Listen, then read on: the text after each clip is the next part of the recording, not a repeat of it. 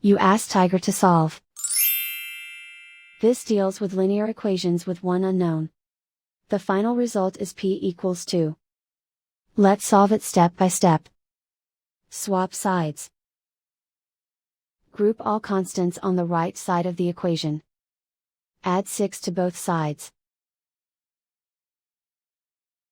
Simplify the arithmetic.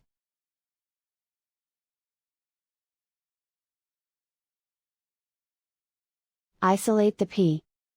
Divide both sides by 3. Simplify the fraction. Find the greatest common factor of the numerator and denominator.